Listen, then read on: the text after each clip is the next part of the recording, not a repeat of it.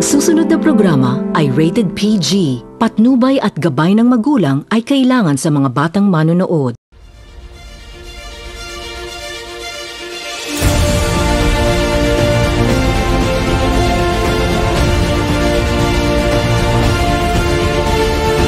Dakbayan sa Oroqueta, Misamis Occidental, maayong adlaw. Ako si Joanne sa Regumbanta Suda alang sa Community Update.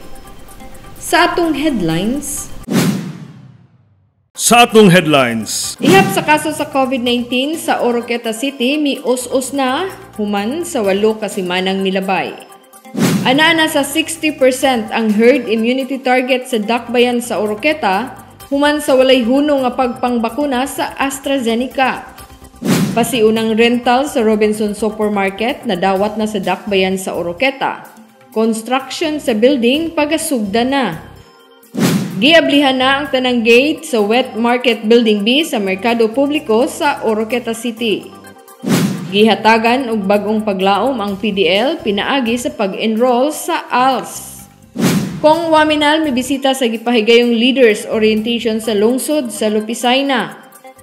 Bagong EO nga gipagawa sa Misamis Occidental haom sa guidelines sa alert level 2 nga status sa Region 10. Sa atong health news, ang dahong saluyot adunay dala nga mga bitamina sa lawas sa tawo, hatod kaninyo ni Rochelle Joy Diaz. Ug sa atong tuo na lang aron ta madali, mutuo ka ba nga ang heartbeat sa usa ka balyena madungog hangtod sa duha ka milya nga gilayon? Hatod kaninyo ni Clavel Salibay. Ug sa atong word of the week mabasa sa John chapter 12 verse 25. Hatod kaninyo ni Alma Sarigumba.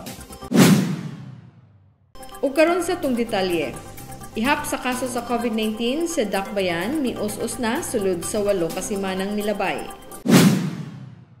Sulod sa 8 ka semana, padayon ang pagkunhod sa ihap sa kaso sa COVID-19, mius-us sa 65% ang pagkunhod kumpara sa miaging semana. Kini ang gikumpirmar ni Oroqueta City Mayor Lemuel Merrick M. Acosta sa iyang radio program nga Kita ang Oroqueta Dili pa lamang dugay. For this week, there are 12 fresh cases, 56 recoveries, 3 deaths. No, so this is the 8th straight week na nagkaubos ang ato ang kaso, and this is the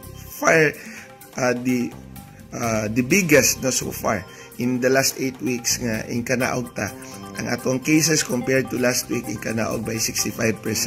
As of last night, 36 na lang ang ato ang active cases. Nagpasalamat si Mayor Acosta sa tanan sa pagkooperar ug ang pagsanong sa mga health protocols. Tungod kay kun walay cooperation sa matag usa, dili mahitabo ang pagkunhod sa ihap sa kaso sa COVID-19 sa Dakbayan. Tungod sa pagkunhod sa gidaghanon sa COVID-19, base sa iyang gisaad ug sa pagkooperar, hinay-hinay nga pag-aablihan sa mayor ang ekonomiya sama sa pag-abli sa tanang gate sa wet market sa Merkado Publiko sa Dakbayan. Apan hugot nga hangyo ni Mayor Acosta nga padayon ang pagsuot sa face mask, face shield, social distancing ug ang proper hygiene aron mapadayon ang pagkunhod sa ihap sa COVID-19. Sama sa kung saan sa pagtuyok-tuyok nako nga once we go below 50 na ako'y mga concessions pang abrihan, alangan dili raman kitay nakapaubos sa kaso kung dili naubos ning kaso tungod sa pagtinabangay sa tanan. Maunang giabrihan nato tanan ang gate sa Merkado Publiko. Ako lang hangyo sa taga Merkado Publiko, mga tindira nato dito, mga labasira o mga stall owners nato nga sila'y mo pulisya, sila'y mo pulis, no? Sila'y mo badlong sa mga taong musulod na dili mag face mask, dili magbutang og tarong face mask. Kay akong pagabalikon, there's no sense nga mag-inisog ta dire, mag-inistrikto ta dire kung dili mo kooperar ang mga tao. Ato ang katuyuan is magtinabangay ang tanan. Mao nga mas gipakusgan pa ang vaccination sa Dakbayan ilabi na sa second dose. Gani adunay mga suhestyon nga dili pa ihatag ang vaccination card human sa first dose. Unya na i-release ang vaccination card human sa second dose aron dili mausik ang bakuna nga dili mahatagan sa second dose. Note lang ang ihatag aron makapamatuod nga naka first dose na. Ana sa 60% ang herd immunity target sa dakbayan sa Oroqueta human sa walay hunong nga pagpangbakuna sa AstraZeneca. Dugang detalye ni Rulix Antasuda. Nakabot na ang 60% sa herd immunity target sa dakbayan sa Oroqueta human sa padayon nga vaccination nga gipahigayon sa City Vaccination Team. Kini ang gibutyag ni Oroqueta City Mayor Lemuel Merrick M. Acosta. So naanagot na sa population protection threshold diri sa ato ang dakbayan. So mao nay ato ang pagabuhaton, no? Muhangyo lang ko sa atong mga taga-syudad ana, operasyon lang. Nagpasalamat usab si Mayor Acosta sa City Vaccination Team sa pagbuhat sa ilang responsibilidad sa pagpambakuna sa Oroquetanhon ug padayon ang paghawhag sa tanan nga magpabakuna aron mahingpit ang pagkabot sa herd immunity target aron makabalik bangon ang dakbayan gikan sa pag-igo sa pandemya. Samtang gipahibalo ang schedule sa vaccination nga gipahigayon sa Misamis Occidental National High School campus kon MONHS sa matag adlaw Martes, Huwebes ug Sabado nga gustong magpabakuna sa first dose man o sa second dose gamit ang bakunang AstraZeneca nga gipalit sa syudad. Samtang padayon usab ang DOH, CHO, MOPH vaccination team sa ilang Sinovac vaccine ug uban pang mga brand sa bakuna kontra COVID-19. November 5, 2021, posibleng sugdan na ang pagbakuna sa mga nag-edad sa 12 anyos hangtod sa nag-edad sa 17 anyos nga mga kabatanunan dinhi sa dakbayan sa Oroqueta. Alang sa community update, Rulix Enriquez Antasuda. Pasiunang rental sa Robinson Supermarket na dawat na sa dakbayan sa Oroqueta. Construction sa building, pagasugdan na. Dugang detalye ni Alan Bagyo. Pagkasugdan na sa bulan sa Nobyembre ning tuiga ang pagtukod sa umaabot nga Robinson Supermarket sa dakbayan sa Oroqueta. Kini ang gibutyag ni Henry Nonoy Regalado Jr. diin iyang gidawat usab ang initial nga rental deposit gikan sa Robinsons. Mahinumduman na October 2019, nagsugod ang balita nga mo-expand sa Oroqueta ang maong establishment ug January 2020 nakig-meeting ang executive niini sa mga opisyalis sa dakbayan. Uban na ang pag-inspeksyon sa dapit diin kini itukod. February 2020, opisyal na usab nagipagawas ang architect perspective sa building nga tukuran. July 2021, may bisita pagbalik ang mga executives para itunol ang artist perspective of the proposed Robinsons Supermarket sa mga city engineers sa dakbayan. Matud pa nga ang tentative date sa pag-abli sa tindahan sa publiko posibleng sa bulan sa Marso 2022. Ang Robinson Supermarket ipabarog na himutang sa ABC Gym. Musunuray usab base sa mga nabalita ang Gaisano new branch of 7-Eleven, Mini-Stop ug Handyman. Alang sa community update, Alan Bagyo. Giablihan na ang tanang gate sa Wet Market Building B sa Merkado Publiko sa Dakbayan. Dugang detalye ni Alma Sarigumba. Personal nga gibisita ni Oroqueta City Mayor Lemuel Merrick M. Acosta uban ni Engineer Roy Udal ang HITI sa City Economic Enterprise and Development Office kunsido ang Building B sa Merkado ni adtong adlaw Huwebes, October 28, 2021. Aron ablihan na pagbalik ang tanan nga mga gates sa Wet Market o ang Building B sa Merkado Publiko sa dakbayan sa Oroqueta. Dugay na usab kini gihangyo sa taga-merkado apan lagi tungod sa pagpakigubat sa COVID-19 ug aron masiguro usab nga mapugngan ang pagkuyanap sa virus. Kini gihimuan og pamaagi nga sirad-an una ang uban nga agianan o gate sa Wet Market ug usa lamang ang entry og exit niini nga gibutangan og mga job order aron pagpasunod sa health protocols. Matud pa sa mayor nagtuo siya nga pag-abri sa mga gates sa Building B makatabang kini nga mulagsik pagbalik ang merkado publiko nga naapektuhan pag-ayo sa pandemya. Apan padayon gihapon naghangyo si Mayor Acosta ngadto sa mga stallholders nga magbinantayon og magmatkon sa health protocols ilabi na sa mga musulod o gawas sa merkado publiko. Alang sa community update, Alma Sarigumba. Gihatagan og bag-ong paglaom ang PDL pinaagi sa pag-enroll sa ALS. Dugang detalye ni Edel Anthony Pasyolan. Isip usa ka parte sa kasaulugan sa National Correctional Consciousness Week, mga DepEd facilitators sa Alternative Learning System ang mipihigayon og usa ka orientation og nag-enroll sa mga person deprived of liberty kon PDL para sa lain na usab nga batch sa PDL sa Misamis Occidental Provincial Reformatory and Rehabilitation Jail nga mahatagan sa alternatibong pagtuon nga bisan pa anaa sila sa sulod sa rihas, dala ang tema nga tuloy ang pag-asa. Niadtong nakalabay ng bulan 2021, kahinumduman nga formal nga giablihan sa mga hintungdang namuno sa Misamis Occidental Provincial Reformatory and Rehabilitation Jail sa probinsya, pinaagi sa warden niini nga si Mr. Stephen Sin Daral ang usa ka simanang selebrasyon sa National Correctional Consciousness Week, pinasikad sa proklamasyon number 551 nga gipatuman human gipirmahan ni kanhi President Fidel V. Ramos niadtong March 15, 1995. Adunay mga kalihukan nga gipahigayon sa sulod sa kauban sa ilang mga pamilya nga mobisita. Apan striktong gipatuman ang standard health protocols, ilabi na ang social distancing nga nasayran gikan sa buhatan sa warden. Ang mga kalihukan nga gipangandaman maoy tumong usab nga maka-improve sa standard of living sa mga gitawag nga persons deprived of liberty kon PDL nga gihimo pinasikad usab sa ilang dignidad bisan pa man nakasala sa katilingban ug sa katawhan. Kinahanglan nga masayran sa kadaghanan mga stakeholders ang kasamtangang Misamis Occidental Provincial Rehabilitation and Reformatory Jail ang gipuy-an sa mga dunay kaso o atraso sa katilingban. Aduna gihapon sila'y katungod nga magbag-o sa ilang kinabuhi uban sa ilang pamilya. Alang sa Community Update, Edel Anthony Pasyolan. Kung waminal, may bisita sa gipahigayong leaders orientation sa lungsod sa Lopizaina. Ania ang dugang detalye.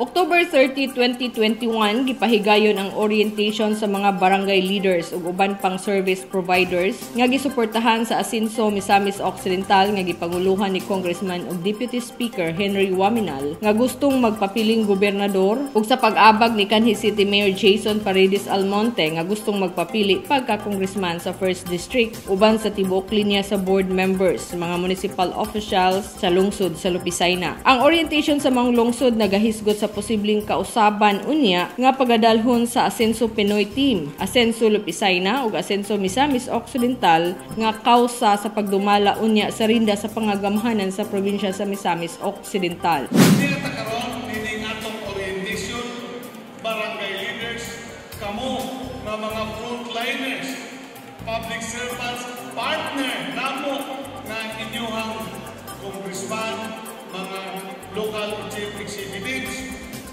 naghisgot kung unsaon nato nga mga asenso ang atong kabarangayan o ang atong lungsod sa Lopizaina. Gusto ba ninyo, taga Lopizaina, nga katong inyong nakita sa video presentation sa Dicondo Distrito, moabot dahil sa Lopizaina ang milyon-milyon na peso? Gisaysay usab ni Deputy Speaker Waminal nga anana sa iyang kasing-kasing ang pagtabang o paglantaw sa kayuhan sa katawhan sama sa natagamtaman sa 2nd District, luyo sa mga pagsaway sa pipila. O gusto ni Deputy Speaker nga iya pa kining mapalapdan pa sa tibok probinsya. Gani ni adtong miaging tuig iyang gi-extend ang pamaskong handog sa pipila ka mga lugar sa 1st District apan gisaway kini. Nga unta dili man dautan ang iyang tumong. Naglantaw lang si Deputy Speaker Waminal sa panginahanglanon panahon sa pandemya ug ang hangyo sa mga mayores. Giaway manggani ang inyong higala si Deputy Speaker Henry Waminal. Nganong giaway magkuniya? Unsa may akong sala kaniya? Akong hinuknugan mga kaigsunan. Ang nabuhat nako nga sala mao nga ako kuno milapas ang akong pagdala sa mga serbisyo o proyekto diri sa Distrito 1, apil na diri sa lungsod sa Lopizaina. unsa man nga kalapasan mga kaigsunan. Niadto ito. Tungod kay siya wala magpakabanat kaninyo sa pandemya, sa inyong pagsakripisyo, sa inyong pag-lockdown, mga bipat pagbantay sa barangay, mga BHW pag-coordinate sa MHO para pag-address sa mga pandemya, mga barangay konsyales, mga barangay captains, nang hatag o ayuda, walang ganil labot ang inyong kaugalingon. Misang kapisyo ka mo. Nakikita ba siya ninyo? Nakikita ba siya sa inyong mayor para mohatag bisag panlanggikan sa partango? Matud pa naghangyo ang mga mayor kang Deputy Speaker Wami Nalug ayuda aron mahatagan ang mga frontliners ug pahalipay ilabi na sa kasaulugan sa Kapaskuhan niadtong miaging tuig diin gisaway kini sa pipila. Ang inyong higala dito sa Segundo Distrito. Nakita ninyo na adto rin ako sa mga kabarangayan, kalungsukan para paghatag sa ayuda sa mga frontliners. Susama ka ninyo. Kung ang atong mga mayores diri sa unang distrito, nahibalo sila tungod kay wala sila makadawat sa inyong congressman, mihangyo sila kanako nga kung mahimo atong miyaging Pasko, makadawat o mga ubing allowance ang atong mga frontliners o tungod sa maong hangyo, miyanhin ko diri nagdala sa maong food box o ubing allowance.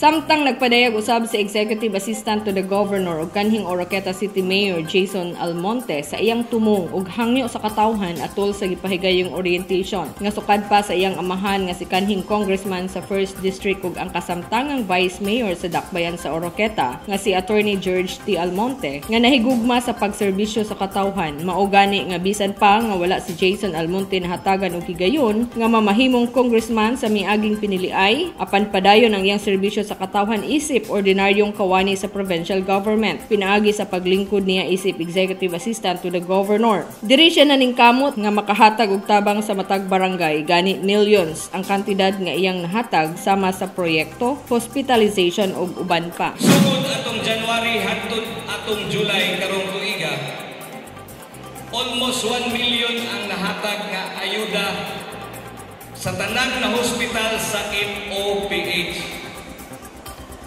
Akong napatabangan. Pero nag-quits ang mga bayronon nila sa hospital, pero kung muatubang nako, muhangyo pagyod mayor. Wala ba'y pagpalit kong ascorbic acid din ha, kay walay stock ang hospital. Mukuot lang yung gihapon ko. Mayor, kanang dugay makayo ang mga oxygen din hey mayor. Pwede ba matabangan kung nimo palit sa daan o oxygen? Ing-ana ang sitwasyon dito nako sa Kapitolyo. Matod pa ni Jason Almonte nga diri niya nakita nga bisan pa wala siya sa politika apan siya ang naghimo sa wala nahimo sa anaa sa gahom gamit ang iyang buhatan sa probinsya. Si Jet P. Balansag na hospital nga to 80,000 ang bayron, wala gihapoy na bayran dito sa Mars MC. Kabalo mo kinsay nagtabang na to? Ang congressman sa 2nd District, almost 700,000 na. Asa man dahil inyong congressman diri sa 1st District? Iyahan man ang trabaho. Iyahan man ang trabaho. Ako may nagpasilidad, ug walang taga-amigo, problema ang pamilya ani tanan. Kaya hindi man yung mabayaran, listen. Pangita o kwarta karong panahon na. Trabaho ni sa inyong congressman diri sa 1st District. May nalang gani na apatay kakampi ng congressman na bilin dito na to sa 2nd District. Saysay ni Jason Almonte nga kini ang dakong rason ngano siya gustong mudagan pagbalik isip congressman sa 1st District. Tungod kay nakita niya nga aduna pay daghang buhaton, daghan pang angayan hatagan og tubag nga mga panginahanglanon sa katawhan. Ug dako pa kaayo ang usbon nga sistema sa pagkakaron. Kini ang mga butang nga gipasabot sa matag lungsod sa gipahigayong orientation sa Team Asenso Pinoy. Ang gipanguluhan ni Deputy Speaker Waminal. Niadtong miaging adlaw, una usab kini nga napahigayon sa lungsod sa Panaon, lungsod sa Concepcion, gisundan sa lungsod sa Sapang Dalaga, apil na ang lungsod sa Calamba, lungsod sa Jimenez ug ang Panaon. Kini aron masabtan ang mga katuyuan ug tumong sa kausa sa Asenso Misamis Occidental. Bagong EO nga gipagawas sa Misamis Occidental haom sa guidelines sa Alert Level 2 nga status sa Region 10. Ania ang dugang detalye. Gipagawas na sa buhatan sa Gobernador Philip Titan ang Executive Order 140-2021 nga nag-adapt sa mga applicable guidelines alang sa mga lugar sa nasud nga gideklarang anaa sa Alert Level 2 provided in the guidelines sa gipagawas nga alert level system para sa COVID-19 response sa mga pilot areas dated October 13, 2021. In the province of Misamis Occidental adunay pipila ka mga probinsya nga giluagan na ang mga restriction apan kinahanglan gihapon nga magsunod sa health protocols ug padayon sa pagpangbakuna aron nga matagaan og consideration sa mga guidelines. Ang usa ka lugar nga naa sa Alert Level 2 sama sa probinsya sa Misamis Occidental gikan November 1 ngadto na sa November 14, 2021. Sumala sa Department of Health kon DOH ug sa Interagency Task Force on Managing Emerging Infectious Diseases, pinaagi sa usa ka guidelines nga gisunod sa Misamis Occidental pinaagi sa Executive Order 140-2021. Ang Alert Level 2 nagapasabot ilabi na sa tulo ka litrang C. Ang C1 nagrefer kini sa mga close or indoor. C2 crowded ug C3 close contact. Kinahanglan nga na lang sa 50% ang gitugutan sa kapasidad sa area ang pwedeng makasulod ug mahimo usab ipasaka og dugang 10% ang kapasidad aron ma-maintain ang social distancing. Samtang sa restriction sa edad ug sa mobility mapatuman depende kung unsay action sa lokal nga pangagamhanan kung gustong ipa-implementar ba ang restriction, ilabi na kadtong adunay mga comorbidities, mga senior citizen nga makasuroy-suroy ug makasulod sa mga pribadong sektor o mga establishmento. Kinahanglan ang minimal on-site capacity, work from home o flexible arrangement ug sa mga buhatan sa kagamhanan, kinahanglan ibutang sa 50% on-site capacity ang Misamis Occidental sa Dibok Region 10 ang nabutang sa Alert Level 2 kun Blue Alert. Sa atong health news, ang dahong saluyot adunay dala nga mga bitamina sa lawas sa tawo. Hatod kaninyo ni Rosello Joy Diaz. Sa atong health news.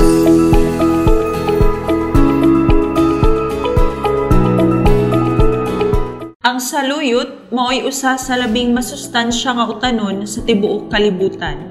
Puno kini sa mga bitamina ug minerals sama sa vitamin A, C, E, K, riboflavin o vitamina B2, niacin o B3, pantothenic acid o B5, pyridoxine o B6, folate o B9, calcium, iron, copper, manganese, molybdenum, potassium, magnesium, phosphorus, zinc, fiber, chromium ug biotin.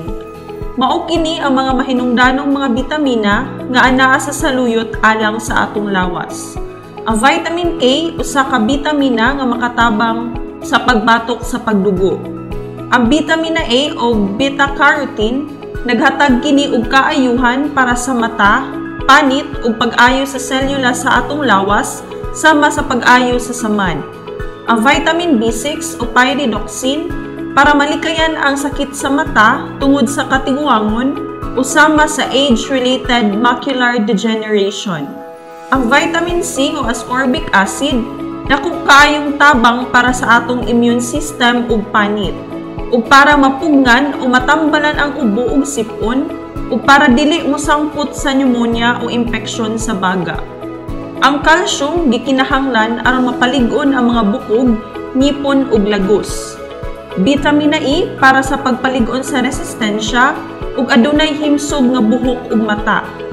Ang iron gikinahanglan alang sa himsog nga pula nga mga selula sa dugo. Daghang mga pamaagi ang mamahimong maluto nga sudan nga adunay saluyot. Lutoa kini isip sangkap sa diningding, inabraw, paksiw, ginisang labong sa sabaw ug bulanglang.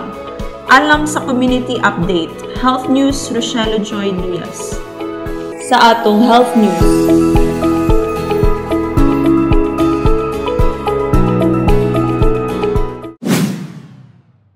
Ug sa atong tuon na lang aron ta madali, mutuo ka ba nga ang heartbeat sa usa ka balyena madungog hangtod sa duha ka milya ang gilayon?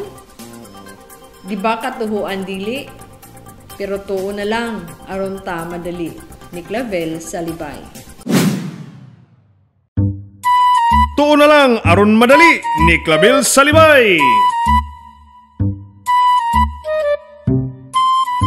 Madungog ang heartbeat sa usa ka balena gikan sa kapin sa duha ka milya ang gilayon. Ang balena ang kinadak-ang buhing mananap sa tibuok kalibutan. Og adunay gitas-on nga sobra pa sa 100 feet ug motimbang og 180 tons. Gani tanan nga bahin sa balena, dako lakip na ang iyang arterya o kasing-kasing. Kadaghanan sa mga balena motubo sa mga 70 to 90 feet ang gitas-on ug motimbang og 100 to 150 tons. Matud pa nga ang mga ugat sa balena, dako kini kaayo nga pwede makalangoy ang usa ka tawo niini. Ang kasing-kasing sa balena motimbang og 130 pounds.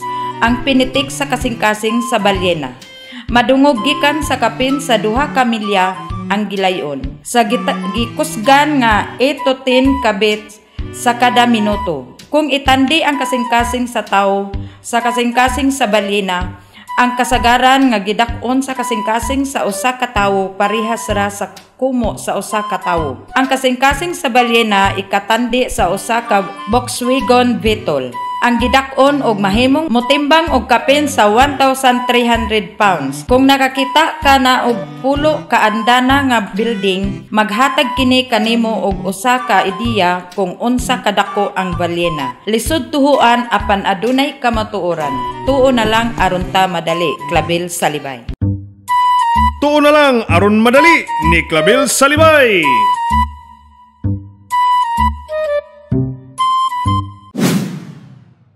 Ug sa atong word of the week mabasa sa John chapter 12 verse 25. Hatod kaninyo ni Alma Sarigumba. John chapter 12 verse 25. Siya nga mahigugma sa iyang kinabuhi mawad-an niini. Apan siya nga magadumot sa iyang kinabuhi niining kalibutan, makaangkon niini alang sa kinabuhing walay katapusan.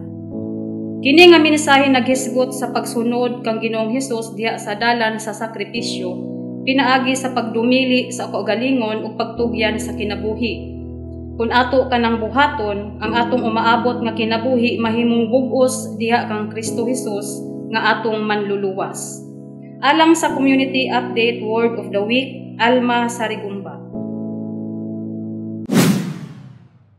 Mao kato ang naglangkob sa community update.